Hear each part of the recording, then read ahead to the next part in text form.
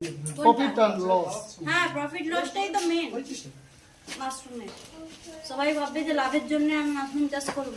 Profit এবং loss সব ব্যবসায় আছে, তো মাশরুম কেন বাদ যাবে? মাশরুমেও প্রচুর যেমন প্রফিট আছে, ঢাহা লস আছে।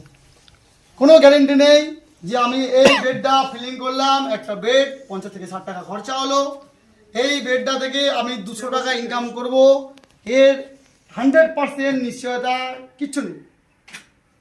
এমনকি ওর থেকে আটানাও মানে আমি ফসল তুলবো তার কোনো নিশ্চয়তা নেই।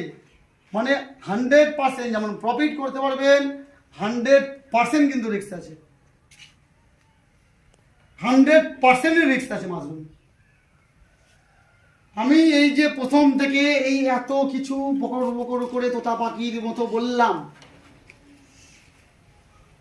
এই বলার মধ্যে যে নিয়মগুলো বললাম যদি না মানতে পারেন তাহলে আজকে ডিসিশন নিয়ে নিন এখান থেকে, গেট থেকে বেরিয়ে, যে আমি মাশরুম চাষ করবো না।